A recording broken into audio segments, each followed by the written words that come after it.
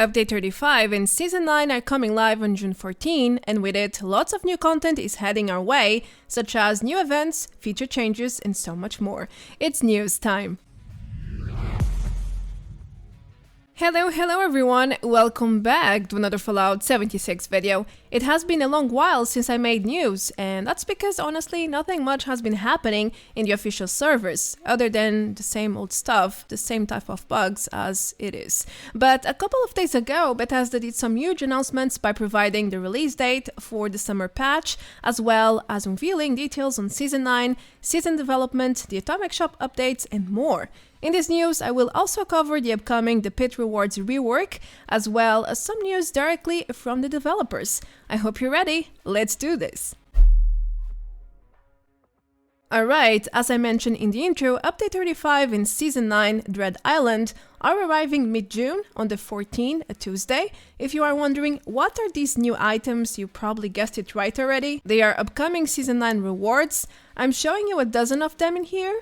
Anyway, Season 9 is arriving in about 2 weeks, and Bethesda recently unveiled more official details, such as parts of the new Scoreboard and even specific rewards. If you are curious about the entire board, here it is, data mined by Madocrat. Now, Season 9 is highly focused on dark skull and bone items, which is directly related to the peculiar story attached to the dangerous Dread Island, as lead designer Dawn stated. It's the mysterious Dread Island, where the famous Franklin family has crash-landed on the island with their Assaultron bodyguard named Hart. It's based on a book series in World by Robin Zabrinsky, and it's an island full of dangers, both from the inhabitants and the island itself. It's a little more serious in tone than some of our previous seasons, and we hope people really enjoy it. However, besides all the skull items, there's also plenty of other rewards, such as this Wasteland cooking station with different sections for cooking and storage. There's even a new Appalachian game machine to measure your strength, and lots of new cosmetics, such as this cultist set, which has a really dark vibe surrounding it. But there's more. According to Bethesda, Season 9 will also get some new lore tracks for the pirate radio, where you can find out more about the Dread Island characters. Promising indeed. You'll get to know about the new crop of characters from Dread Island in a new hour-long radio drama narrated by the fictional author, Robin Zabrinsky. We got an excellent voice cast and performances in this one. We really can't wait until people can listen in as they tour Appalachia. Prairie Radio in general has hours and hours of dramas, commercials, and music that can help flesh out our in-game world, and definitely tune in if you haven't already. Lastly, do let me inform you that I have already made a Season 9 preview featuring dozens of upcoming rewards. I even included reward names and some in-game footage as well. So if you would like to know more about what's coming, you know what to do. Feel free to check it out. Patch 35, or the Tester Metal update, is introducing 3 new public events, as well as feature changes and a few new things. Since this is not a patch overview, I will not extensively go over the changes, but I do want you guys to have a solid idea of what's coming, especially if you took a break or you are not familiar with what's coming yet. So let's start with the new events, all defense and wave-based ones. It's basically endgame content really. Tester Metal is probably the most in-depth one, with several event stages and dynamics to it, as well as dozens of possible rewards, including the cryogenic beds, the Globe of Mars, and the brand new armor set, the Botsmith.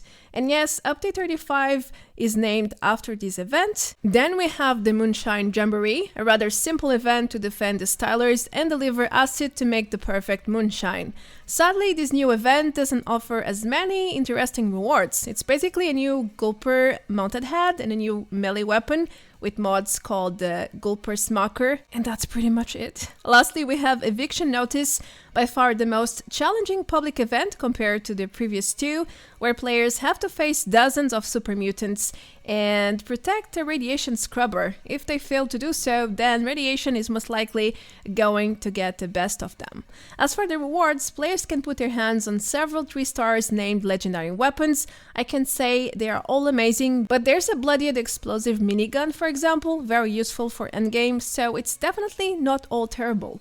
Moving forward, Bethesda is finally adding the corpse highlights feature with several options. You can disable it altogether or make all corpses shine even after inspecting them. No more hidden corpses while looting. That's very good. Next, there are also changes on the way luck fills up the critter meter, and they're basically nerfing luck quite a bit, but honestly, you hardly feel it in-game. Critical hit damage also got changed. The damage bonuses are all addictive now, and Bethesda increased the values for most buffs from perks, mutations, mods, foods, and so on, as you can see in the screen. These are definitely the highlights. Of course, there are many other minor changes and bug fixes on the way, but let's leave it for the patch overviews.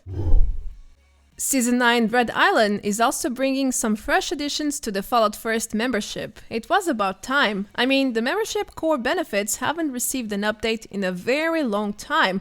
However, in 2022 things are changing. From June 14 onwards, Fallout 1st members will be able to enjoy at least 3 more perks. First of all, Bethesda is introducing a new score buff for first members only, and it seems like the buff activates after members reach certain ranks in the scoreboard, as shown in this clip shared by Bethesda. The 25% score buff seems to be static though, and it doesn't scale at all.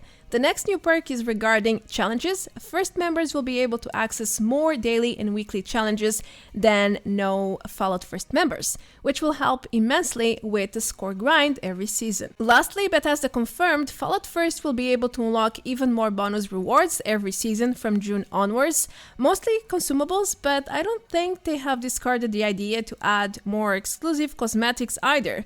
Well, that's pretty much it. I think it's a decent way to add some extra value to the membership without making it too unfair or unbalanced. But what do you think? Let me know in the comments below.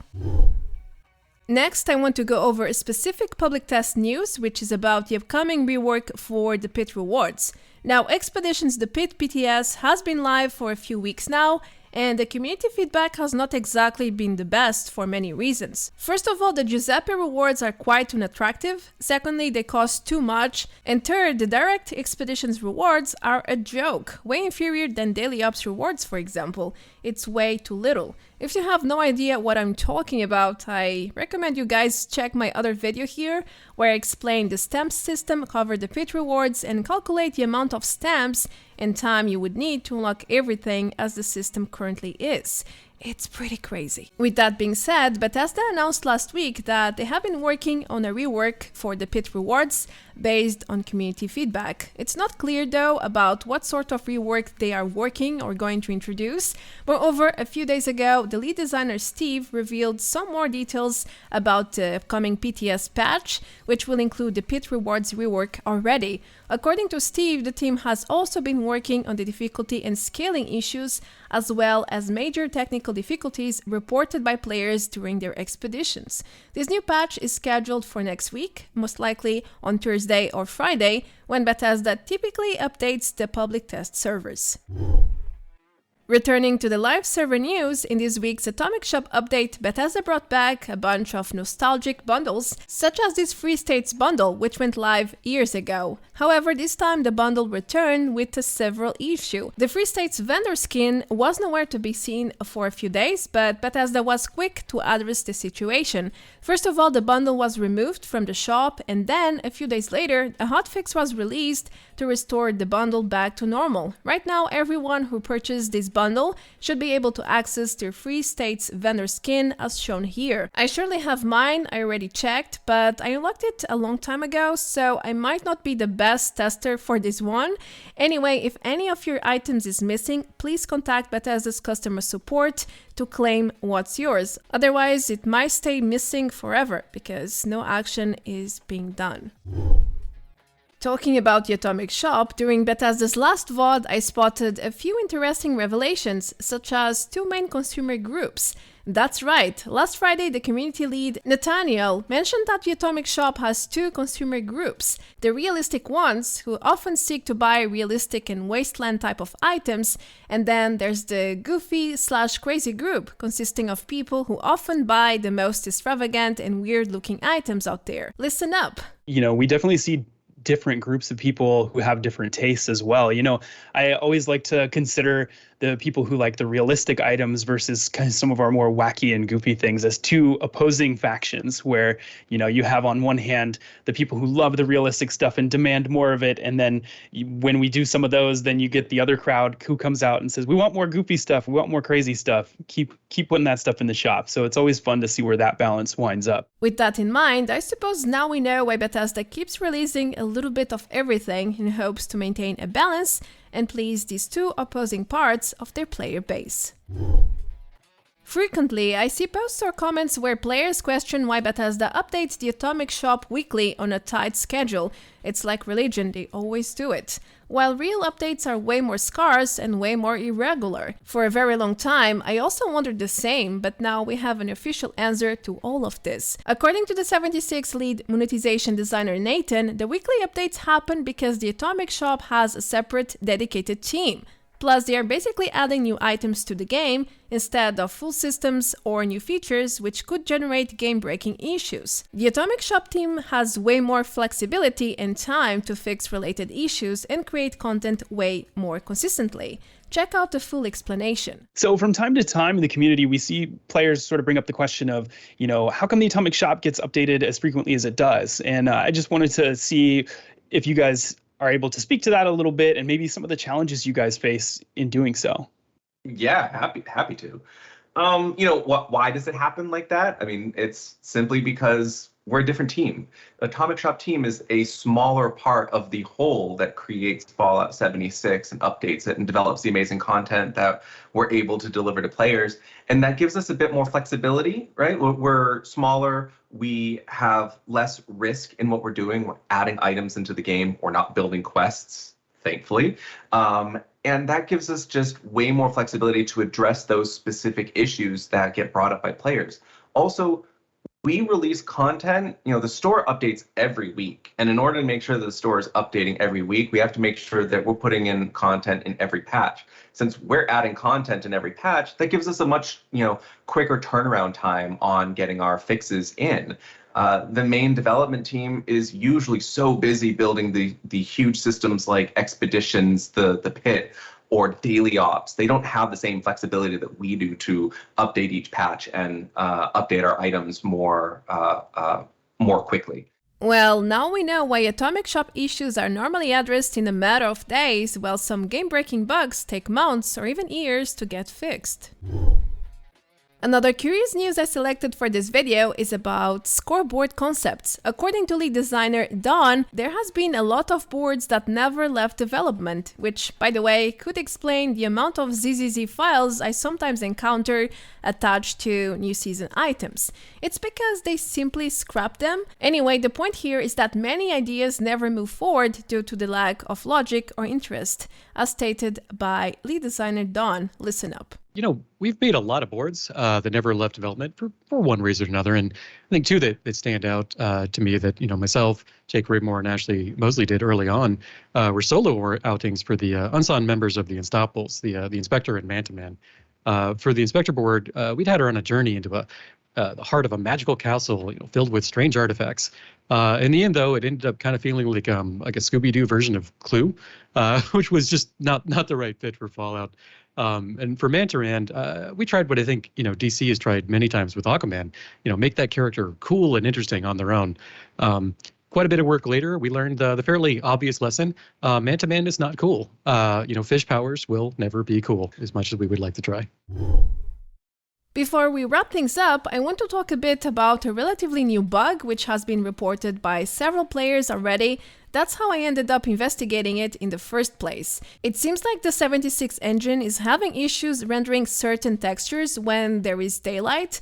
You kinda need to zoom in with a scope or photo mode to gather clear evidence, as I did in all these clips. As a result of this bug, assets will often render in a strange way, with lines, squares, or a weird texture as shown in these examples. Now, this rendering issue often creates flickering, which generates a not so pleasant experience when you are staring at a bugged asset or going through tons of assets affected by the bug.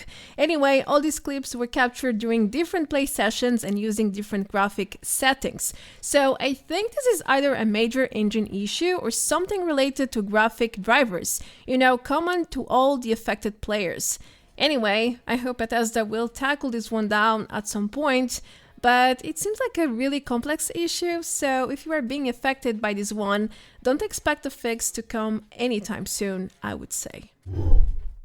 As the last point, don't forget that Bethesda enabled Double Scrip for this weekend, which means there is a 600 scrip per day until Monday, May 30. As such, if you are still working on your legendary collection, then make sure to use this community event to farm extra and try your luck, either at the Preview boxes or by purchasing legendary modules and crafting your own. That's probably the best way to do it if you can craft the legendary gear you want. Well, best of luck. News time is about to be over, boo, but not without a random bug of the video, which is exactly about this red here, which seems to have borrowed the pavement texture to disguise itself.